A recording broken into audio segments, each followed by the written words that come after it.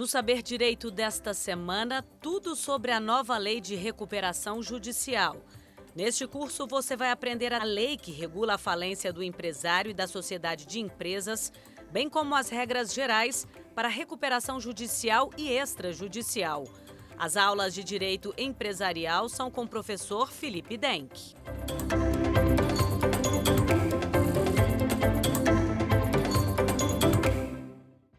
Olá pessoal, na nossa quarta aula de hoje do Saber Direito, nós estamos tratando nas últimas 3 aulas sobre direito empresarial, mais especificamente sobre recuperação judicial. A recuperação judicial é regida pela Lei 11.101, então o direito do devedor em crise começou no Brasil a partir do momento da promulgação da Lei 11.101 no ano de 2005. Ao longo das nossas primeiras aulas nós falamos da competência da recuperação judicial, dos sujeitos da recuperação judicial, dos legitimados da recuperação judicial. Nós falamos inicialmente sobre os órgãos da recuperação judicial, que nós vamos recapitular nas aulas de hoje, como é o caso do Comitê de Credores, do Administrador Judicial, da Assembleia Geral de Credores, do Gestor Judicial. Nós falamos sobre algumas novidades trazidas pela lei, como é o caso da mediação e conciliação, que já é uma tendência que já tem sido recepcionada no nosso ordenamento jurídico desde 2010, mais recentemente sendo recepcionado no Código de Processo Civil em 2015, são métodos adequados de solução de conflitos, né? Muitos, na verdade, doutrinadores até falam que a justiça hoje deve ser o método adequado de solução de conflitos. Um dado que é importante nós trazermos, até como reflexão, porque na faculdade nós somos preparados, os advogados, os operadores do direito, são preparados para a judicialização dos conflitos. Eles não são preparados para utilizar ferramentas adequadas de solução de conflitos. E esses dias, se não me engano, o ministro do Supremo Tribunal Federal, o ministro Barroso, falou que, na verdade, a conciliação e a mediação é um método que deve ser utilizado e a justiça seria o meio alternativo de solução de conflito. Quando você não buscasse atingir os objetivos dentro de uma negociação, dentro de uma conciliação, dentro de uma mediação, você fazer uso da justiça, né? E um dado importante, no Brasil, o STF tem os números de processos de recuperação judicial ano a ano, a justiça em números, né? Nós, antes da pandemia, nós tínhamos mais de 90 milhões de processos no Brasil. Com a pandemia, já ultrapassou a casa dos 120 milhões. Então, com a pandemia, nós já tivemos um aumento de mais de 30 milhões de processos judiciais. Então, é humanamente impossível para o judiciário, seja o judiciário, falando da justiça em primeiro grau, em segundo grau, dos tribunais superiores, o Superior Tribunal de Justiça, o Supremo Tribunal Federal, dar conta de uma quantidade tão grande de demandas judiciais. Nós poderíamos promover concursos públicos em todos os estados, né, dobrar a quantidade de funcionários em todos os tribunais, que seria impossível julgar de uma maneira célere, de uma maneira eficaz, com 132 milhões de processos, né? Então, nós precisamos dar uma atenção especial para os métodos adequados de solução de conflito, e aqui eu falo dos métodos adequados de solução de conflito em processos de recuperação judicial. A lei estabelece, fazendo a recapitulação da nossa primeira aula, onde nós falamos da negociação antecedente. Então, é papel do administrador judicial estimular os métodos adequados de solução de conflito no bojo dos processos de recuperação judicial, seja ele de maneira antecedente, seja ele de maneira incidental. No caso do processo antecedente, nós havíamos falado sobre a possibilidade de uma negociação antecedente. Então, o devedor em dificuldade financeira pode propor, num Sejusc empresarial, que é o Centro Judiciário de Soluções de Conflitos Alternativos dos tribunais, né, ou de câmaras privadas, uma negociação antecedente. Para que ele obtenha o stay period, que é aquele período de blindagem, ele pode fazer um pedido de tutela de urgência antecipando, pelo prazo de 60 dias, aquele prazo de 180 dias que ele pode obter em caso de recuperação judicial. Justamente para o quê? Para estimular o devedor a sentar com seus credores sem que necessariamente tenha que envolver a justiça nesse caso, né? Caso, nesse prazo de 60 dias, seja possível chegar num acordo, você pede a homologação, né, desse acordo, você pode pleitear uma recuperação extrajudicial e no decorrer da nossa aula de hoje nós vamos falar um pouquinho sobre recuperação extrajudicial ou pode ser pedido a recuperação judicial. Caso o devedor faça uso da recuperação judicial, aqueles 60 dias que anteriormente foi concedido ao devedor será descontado daqueles 180 dias. Então, ele terá menos 60 dias de prazo de blindagem em caso de deferimento do processamento da recuperação judicial. E no bojo do processo, no decurso do processo, no incidente do processo, a mediação e a conciliação também pode ser utilizada nas negociações em relação ao plano de recuperação, nas negociações em relação aos créditos. Lembrando que a lei não possibilita, e isso está previsto taxativamente, que você não pode alterar a natureza do crédito, né, e sua classificação em função de mediação ou em função da conciliação. Mas discutir se você concorda ou não concorda com as condições de pagamento, se você concorda ou não concorda em relação ao valor, isso é perfeitamente possível e é um instrumento que pode ser utilizado de uma maneira muito eficaz. Falando agora, falando um pouquinho novamente dos órgãos da administração judicial, como nós falamos anteriormente, o administrador judicial é um dos órgãos da recuperação judicial. Ele tem um papel fiscalizatório no processo de recuperação judicial. Ele é o braço direito do juiz. O artigo 22 e seguintes traz um rol de várias atribuições do administrador judicial. Com a reforma, houve um acréscimo de atribuições das suas funções e obrigações do administrador judicial. O que nós temos observado que cada vez exige mais um preparo e uma qualificação desse administrador judicial. Na nossa primeira aula, eu falei que dentro das minhas profissões, eu sou professor, advogado e administrador judicial. Então, cada vez mais eu sou exigido a estar buscando qualificação, a buscando preparo. Tem se exigido cada vez mais você ter uma equipe multidisciplinar de profissionais que atuem juntamente com você em processos de recuperação judicial, profissionais da área de contabilidade, profissionais da área de administração, da área de economia. Então, é muito importante esse preparo para os processos de recuperação judicial. Como eu citei já em aulas anteriores, o sucesso ou insucesso de processos de recuperação judicial está ligado diretamente à competência e à qualificação desse administrador judicial.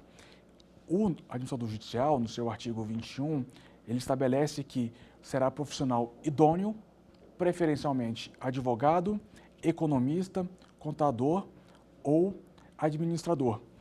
É importante nós entendermos que esse dispositivo ele é apenas exemplificativo.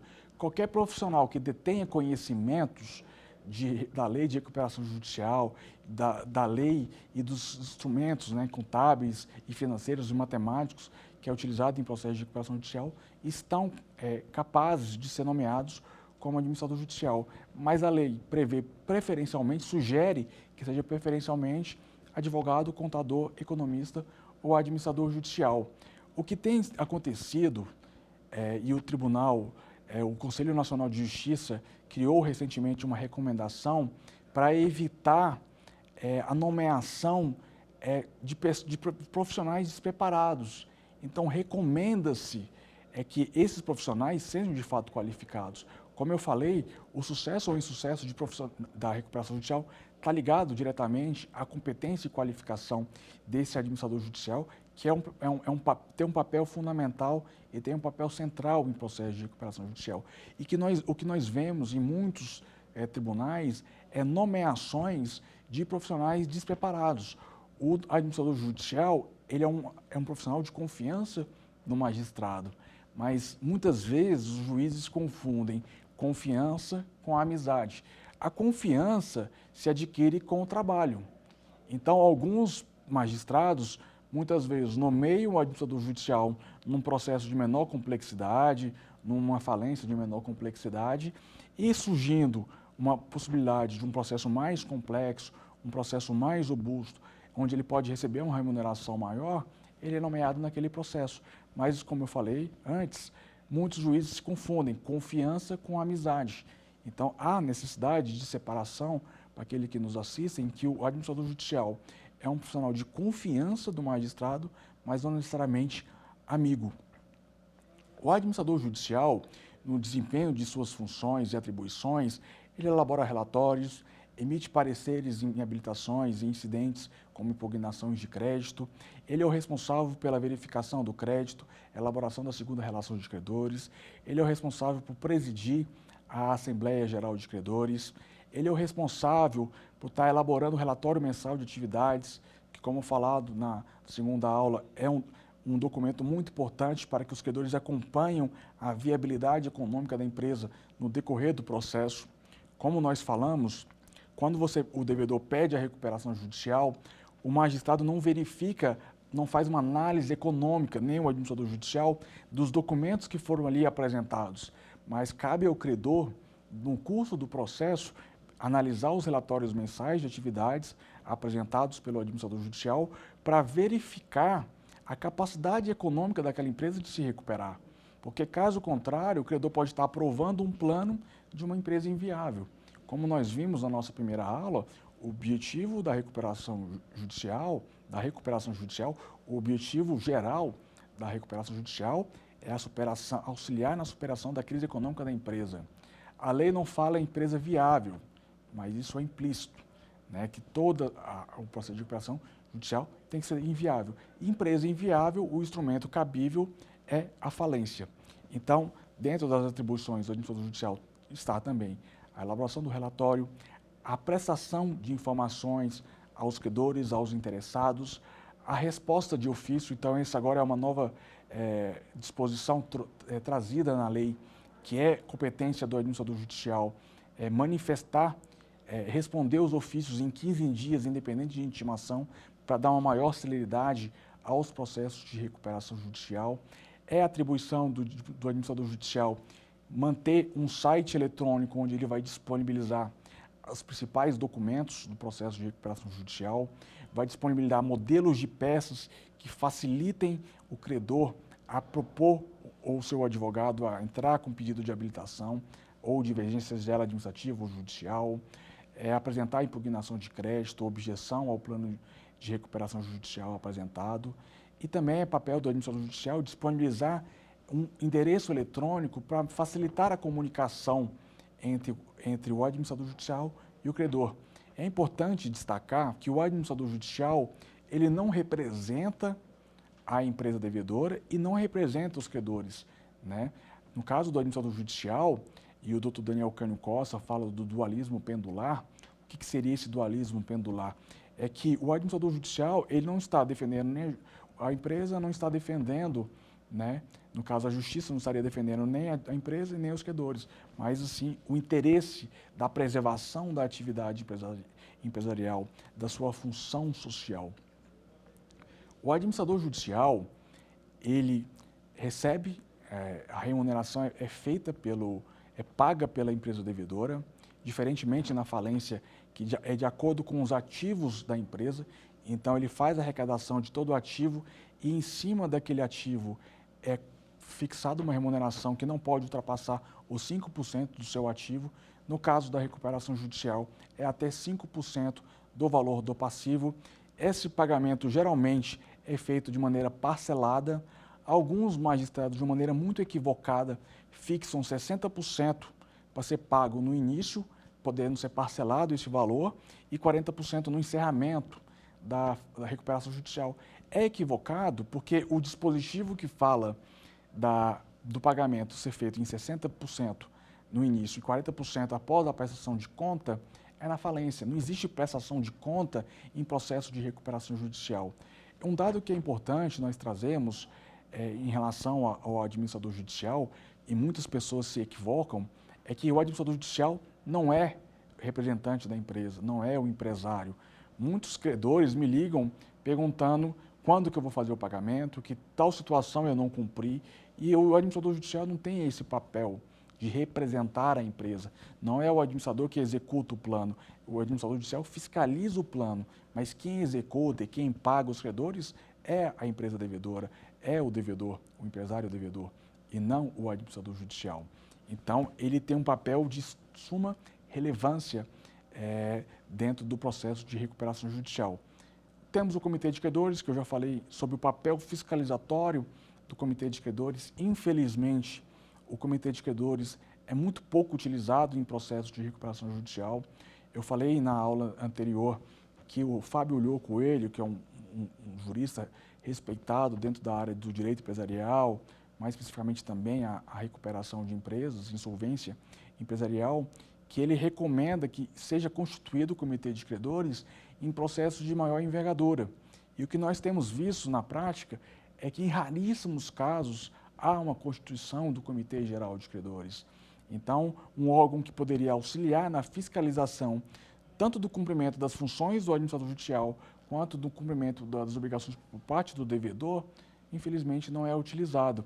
E o administrador judicial acabou absorvendo algumas atribuições que, salvo o melhor juízo, seria de atribuição do Comitê de Credores após a reforma da lei, como, por exemplo, o acompanhamento do decurso das tratativas, né, da regularidade, para que as partes não utilizem de expedientes protelatórios. Na minha opinião, todas essas atribuições seriam do Comitê Geral de Credores e não da empresa, do administrador judicial.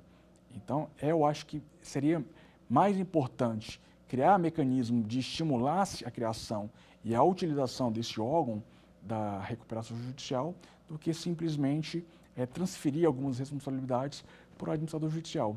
E um outro órgão que eu já mencionei e faço aqui apenas um reprise é a própria Assembleia Geral de Credores, que a partir do momento que a empresa pede a recuperação judicial, ela transfere para o credor a decisão se ela vai ter obtenção dessa recuperação judicial ou não, se ela terá aprovação do seu plano ou não.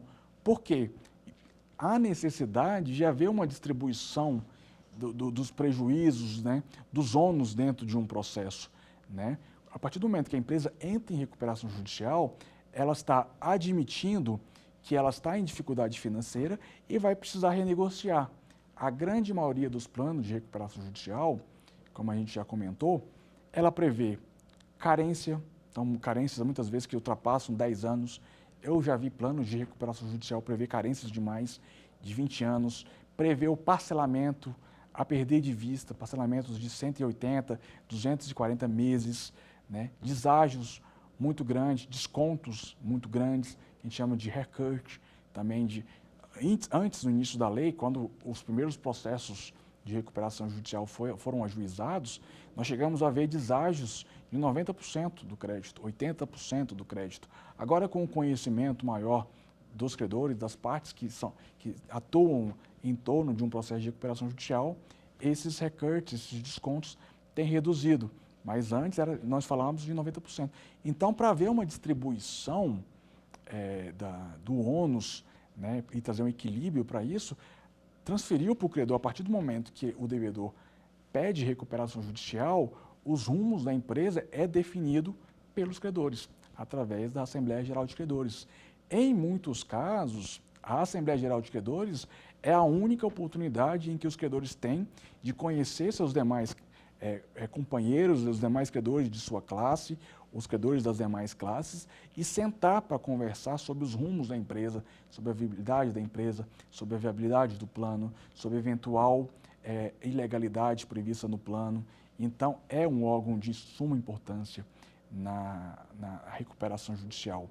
O que eu tenho aconselhado em minhas aulas, em especial quando estou ministrando aulas para advogados, profissionais que já atuam na área, seja ele representando um credor trabalhista, garantia real, quirografário ou micro e pequeno empresário, é que tem uma participação mais ativa num processo de recuperação judicial. Muitas vezes o advogado, aquele profissional, não sabe nem como habilita um crédito, não está preocupado em entender como é que se habilita o crédito.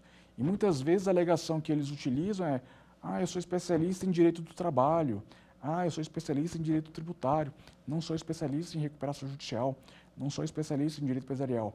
Mas a partir do momento que você representa um cliente que é credor de uma recuperação judicial, não cabe àquele profissional usar a desculpa né, a justificativa de que não conhece o processo de recuperação judicial. Ele precisa entender, pelo menos, como se faz a habilitação de um crédito, como é que se faz a objeção em relação ao plano de recuperação judicial e representar ativamente o seu credor, o seu cliente, na Assembleia Geral de Credores. Porque é através da Assembleia Geral de Credores, é através da reunião dos credores em Assembleia Geral de Credores, que as partes vão chegar numa força, num denominador comum, para aprovar ou rejeitar o plano. Agora, o devedor apresenta um plano de recuperação judicial, as partes não concordam, mas ficam inertes, o que vai acontecer? Vai ser aprovado taxativamente, né? Tacitamente. Então, é preciso ter essa consciência dos profissionais que nos assistem e dos alunos que vão se tornar futuros profissionais que tenham uma participação ativa nos processos de recuperação judicial. E essa participação ativa acontece muitas vezes na Assembleia Geral de Credores. Então, esses são os principais órgãos da recuperação judicial, o administrador judicial, o comitê de credores e a Assembleia. Nós temos a figura do gestor judicial. O gestor judicial, existe uma divergência doutrinária se ele seria um órgão da recuperação judicial ou não.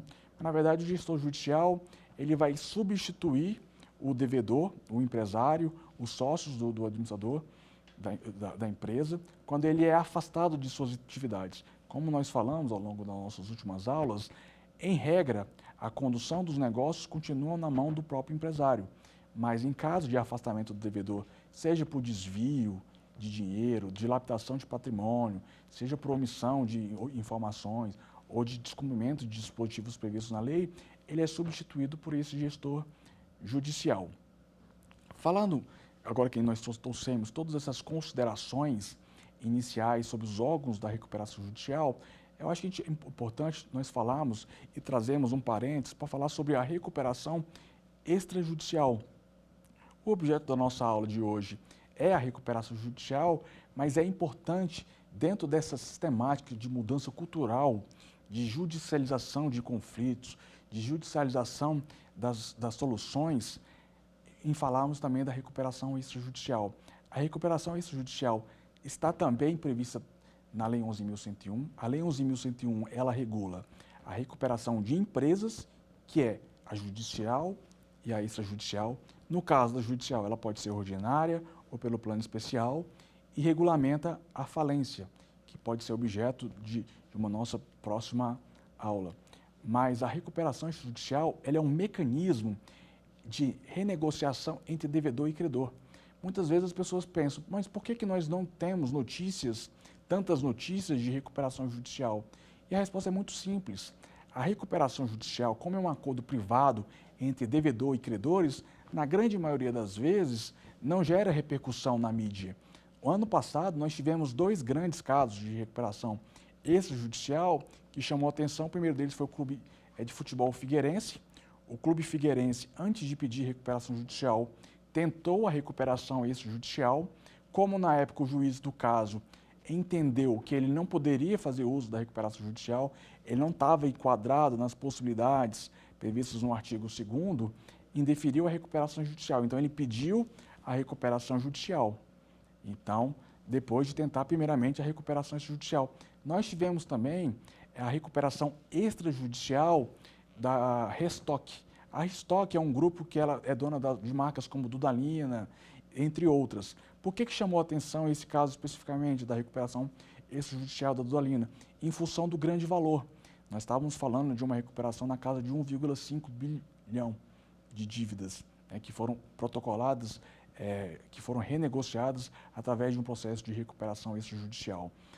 Então, não é comum, assim como as recuperações judiciais, terem uma mídia tão grande. Geralmente, uma grande recuperação judicial, como é o caso da Oi, como é o caso da Odebrecht, como é o caso do Grupo OGX, como é o caso agora da Samarco, que são recuperações que chamam muita atenção, recuperações de grandes consultoras chamam muita atenção, ela tem muito na mídia. Mas isso não quer dizer que a recuperação extrajudicial não está sendo utilizada.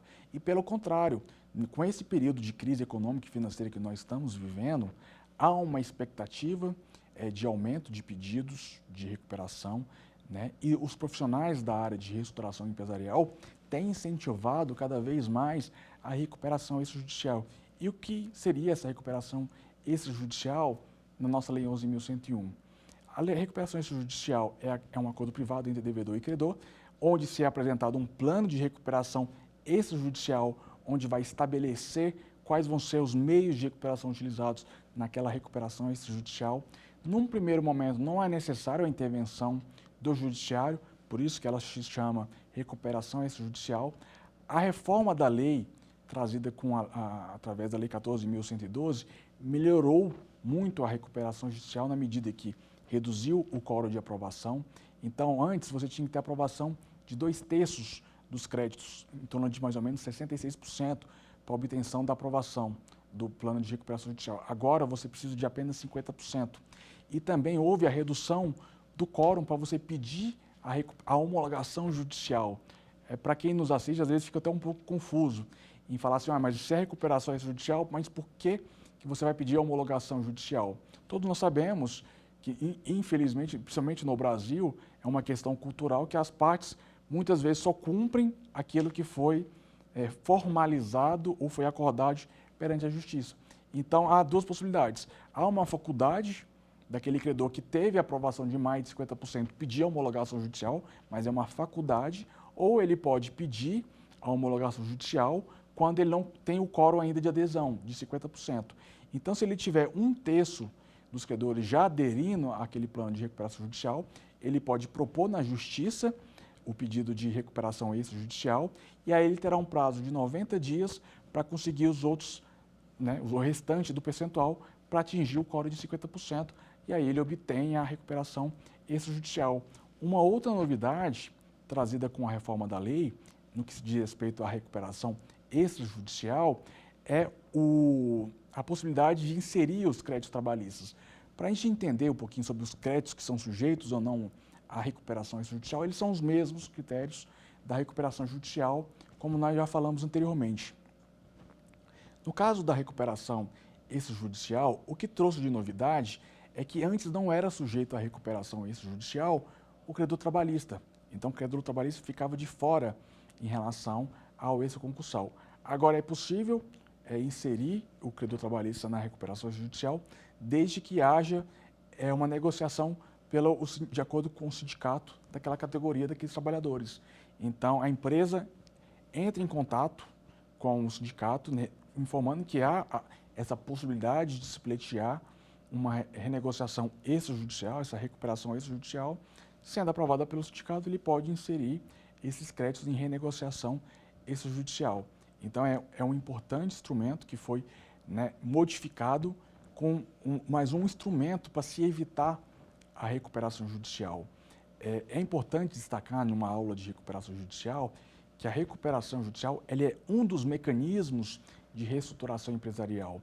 A Lei de Falências e Recuperação de Empresas traz 2 mecanismos de reestruturação empresarial, a recuperação judicial e a extrajudicial. Mas o nosso ordenamento, a nossa estrutura jurídica, existem outros instrumentos de reestruturação empresarial, como a reestruturação societária, a reestruturação financeira. Então, existem outras sistemáticas de renegociação. E os profissionais que atuam na área, que nesse caso também sou um profissional que atua na área, sou também advogado de empresas devedoras, é papel do advogado orientar os obstáculos e os desafios de se pedir uma recuperação judicial. Nós fazemos uma comparação da recuperação judicial como um procedimento, um remédio de tarja preta. Então, ele pode ser o instrumento adequado, pode ser o remédio certo para se utilizar para aquela empresa que está passando por dificuldade financeira, mas ela tem que ser analisada com cautela. Quando você vai num médico e o médico te prescreve um remédio de tarja preta, primeiro, o que ele está mostrando com isso?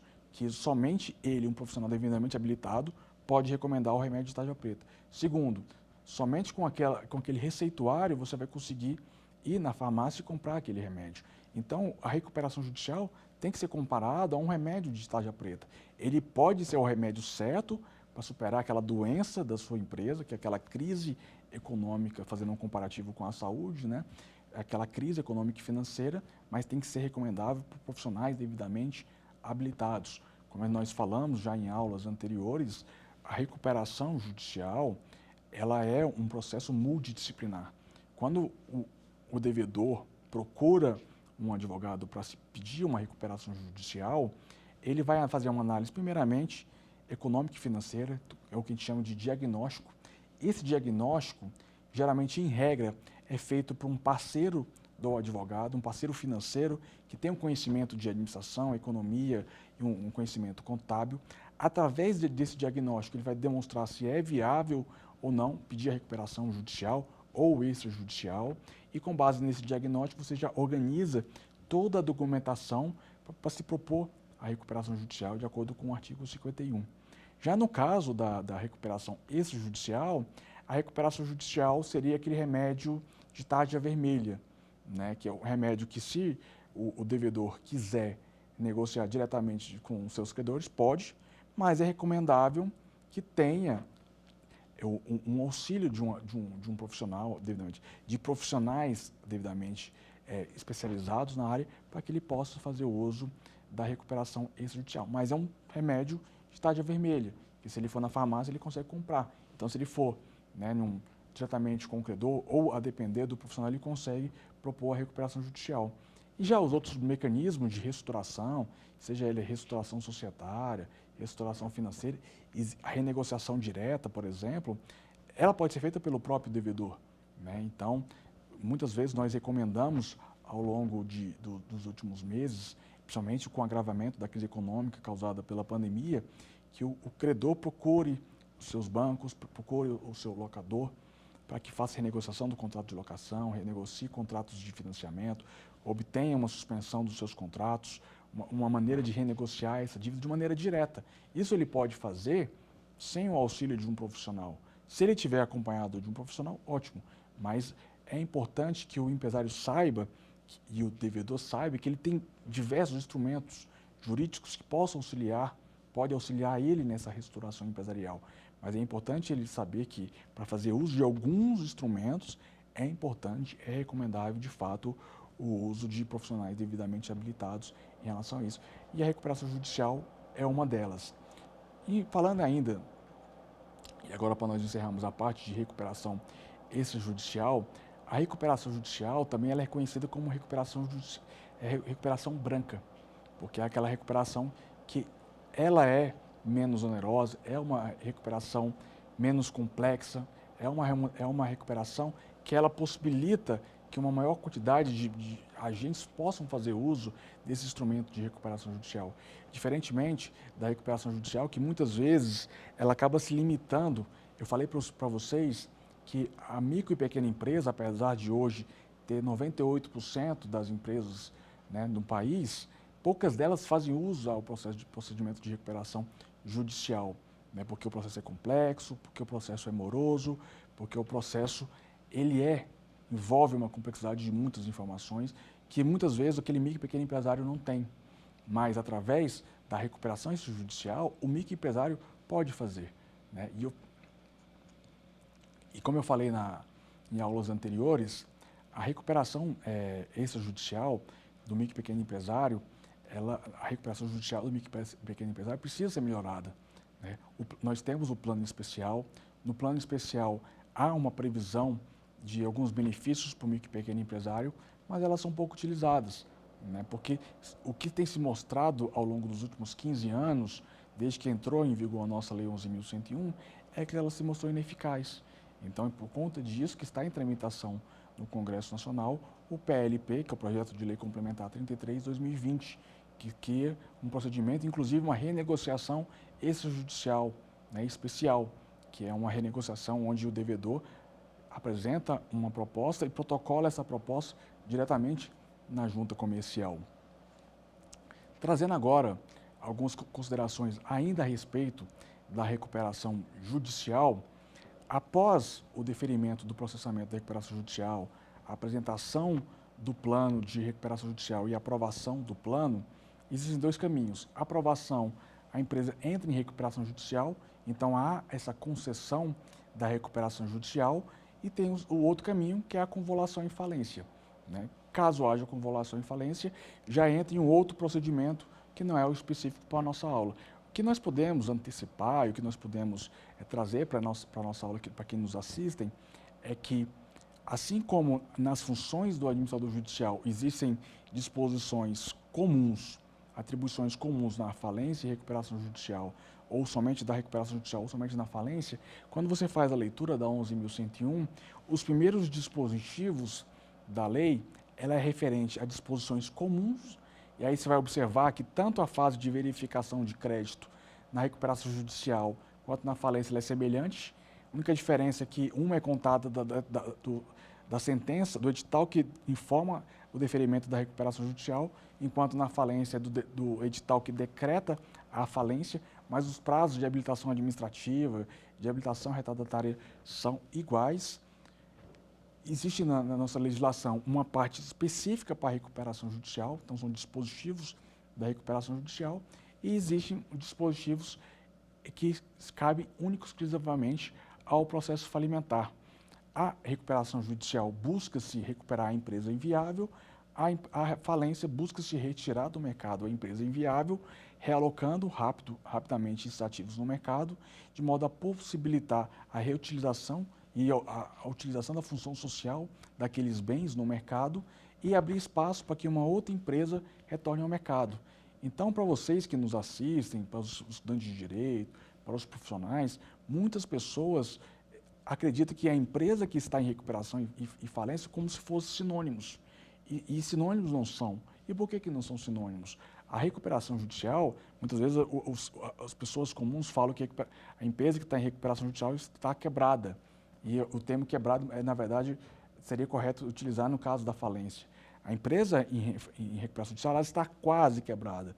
Então, assim, ela está em dificuldade financeira, mas ela não se mostra inviável e, através do auxílio da justiça, ela consegue se recuperar.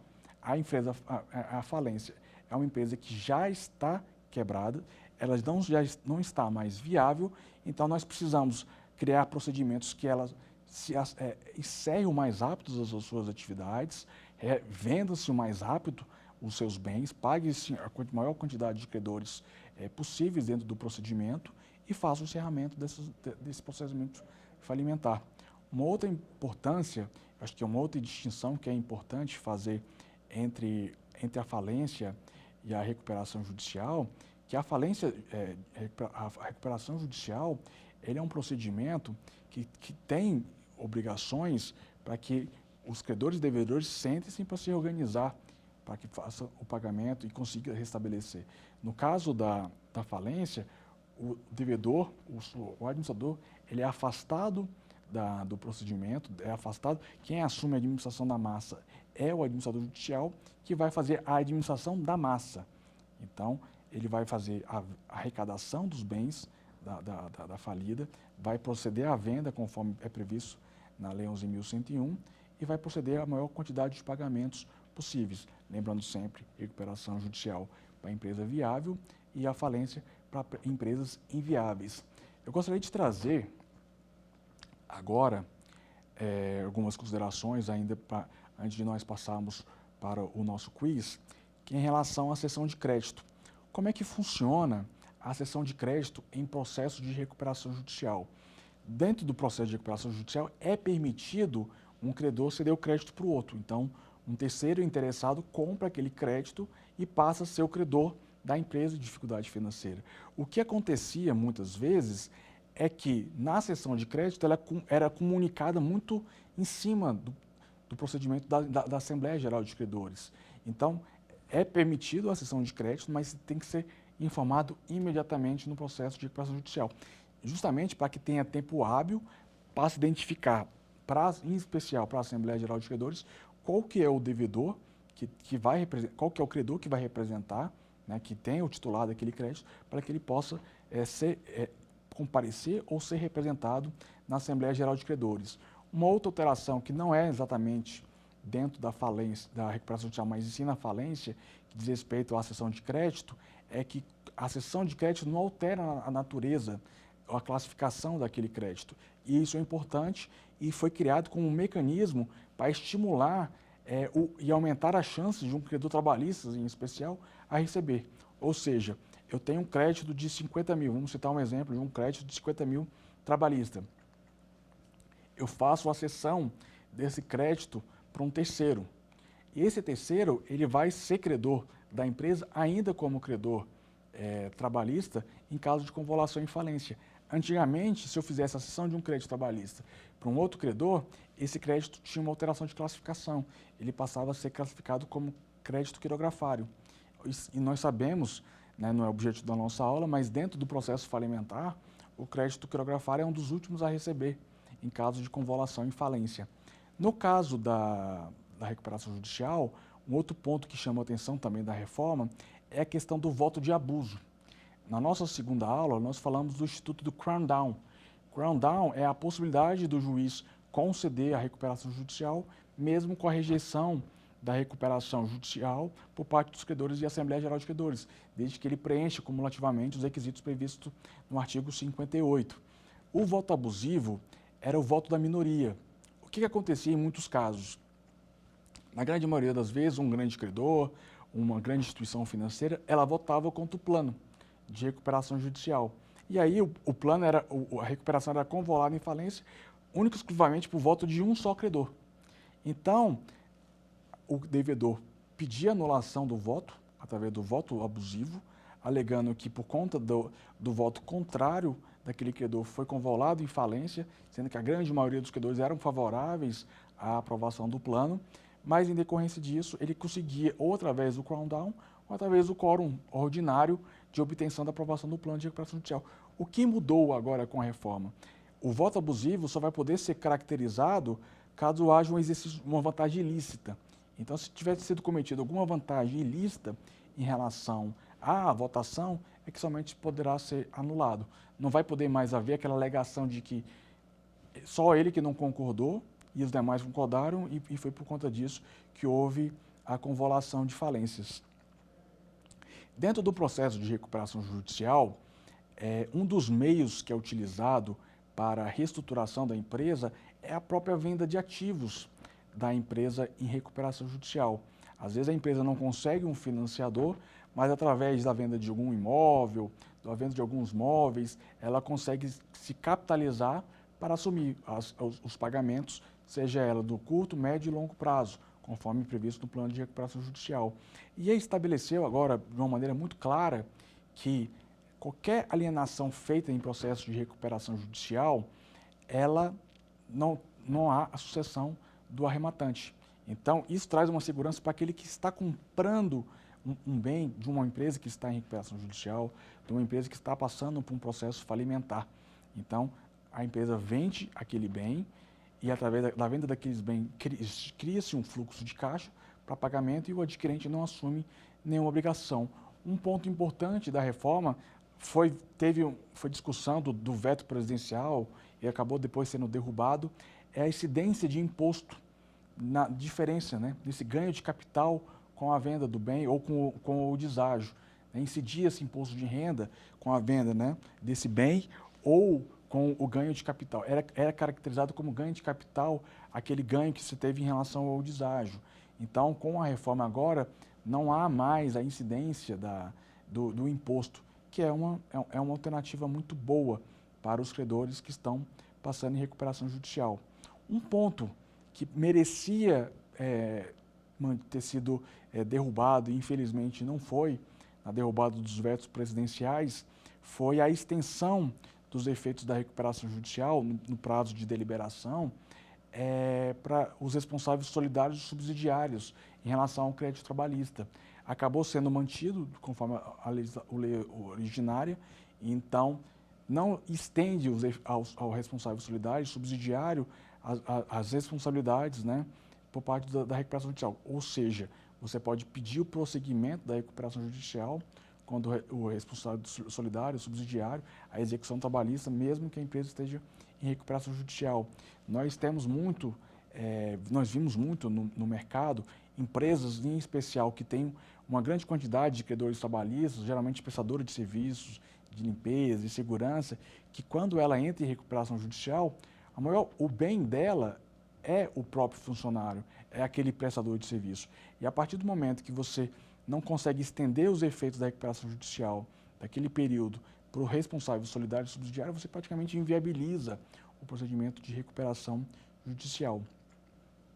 Falamos agora da derrubada dos vetos, nós falamos um pouquinho sobre as atribuições do administrador judicial, da Assembleia Geral de Credores, e eu acho que é importante nós falarmos também dos efeitos da decisão que concede a recuperação judicial. A decisão que concede a recuperação judicial, ela cria-se o que a gente chama de novação. A novação não é aquela novação do Código Civil, mas é uma novação que aquelas obrigações anteriormente contratadas vai ser autossubstituídas para aquelas previsões que estão previstas no plano de recuperação judicial. Então, há essa inovação daquele crédito. Caso haja o descumprimento de qualquer obrigação contida no plano de recuperação judicial no prazo de 2 anos, há a convolução em falência. E caso haja o encerramento da recuperação judicial após os 2 anos, ou caso o juiz entenda que pode ser encerrado antes do termo de 2 anos, como nós falamos em aulas anteriores, aquele título, aquela sentença que encerra a recuperação judicial é um título executivo judicial. Então, caberá ao credor, após o encerramento da recuperação judicial, caso haja o descumprimento do plano, perseguir aquele crédito, seja através de uma medida de uma ação executiva ou através de um próprio novo pedido de falência. Então, são algumas considerações a respeito da sentença de recuperação, de concessão da recuperação judicial.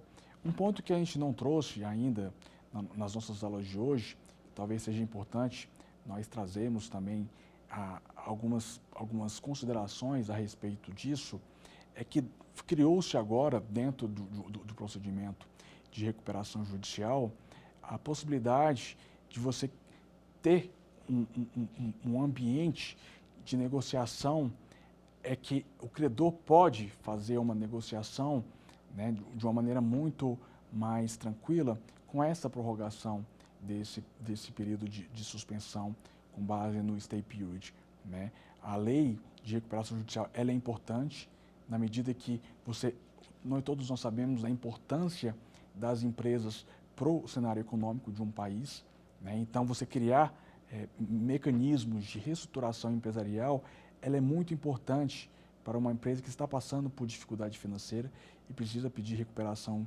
judicial. Em relação ao crédito trabalhista, nós falamos e nós vamos recapitular que o crédito trabalhista ele tem um tratamento diferenciado, é um princípio previsto na legislação que fala que o crédito trabalhista terá uma proteção especial, que é o que nós chamamos na primeira aula de princípio da dignidade da pessoa humana, e através desse princípio, o crédito trabalhista ele só pode ser pago, antes da reforma, ele só poderia ser pago em até 12 meses.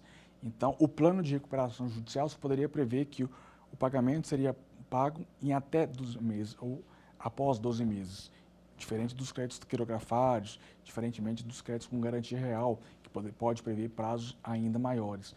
Com a reforma da lei, é possível agora essa prorrogação desse prazo de pagamento dos credores trabalhistas, né, em até 3 anos, então em mais 2 anos. Então, o credor pode pagar em 24 ou pode pagar após 36 meses de carência.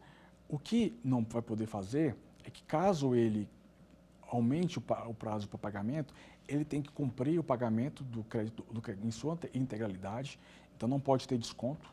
Então, se ele vai pagar em até 12 meses, ele pode prever deságios, né, descontos de 20%, 30%, 40%, 50%, conforme for previsto no plano. Mas a partir do momento que ele prorroga-se esse prazo para o pagamento do credor trabalhista, ele tem que garantir o pagamento em sua integralidade.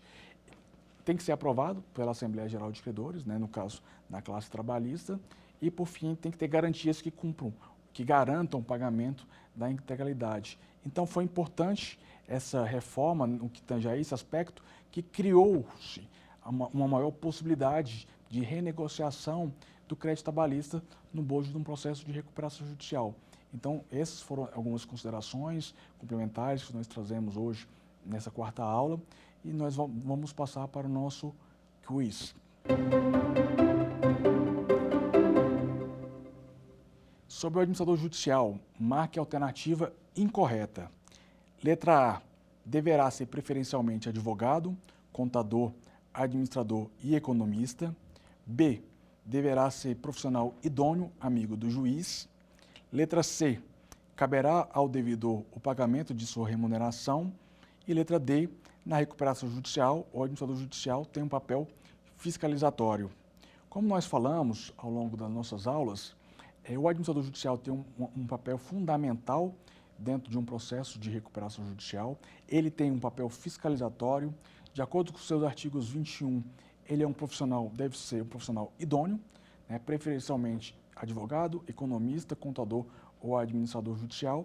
Ele exerce um cargo de confiança, ele é o braço direito do juiz, mas nós precisamos distinguir confiança de amizade, que são coisas totalmente distintas, né? E tem diversas atribuições. E dentro das atribuições previstas no artigo 22, está a de fiscalização das atividades da empresa de recuperação judicial, de fiscalizar a execução do plano de recuperação judicial. Então, a resposta incorreta seria: deverá ser profissional idôneo e amigo do juiz. Como nós falamos na nossa aula, precisamos separar, né, a distinção entre o que é confiança e o que é amizade. O que nós temos visto em muitos processos e nomeações de muitos profissionais é a nomeação de amigos do juiz, muitas vezes despreparados para o exercício do munus público, que é a função do administrador judicial. Então, a resposta que seria a incorreta, né, a correta dentro das incorretas sobre o administrador judicial, seria a alternativa B.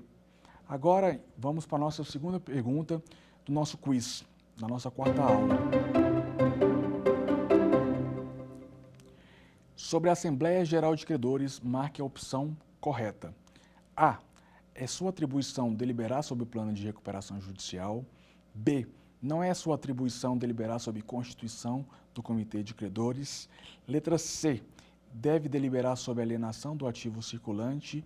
E D. A nomeação do administrador judicial.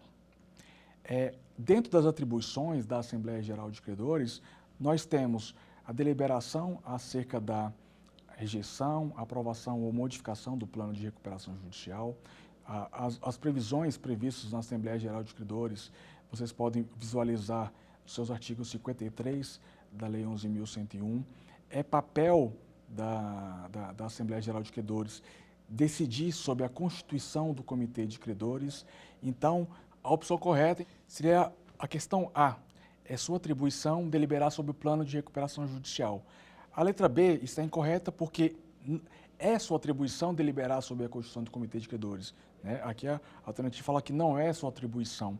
No caso da C, deve deliberar sobre a alienação do ativo circulante.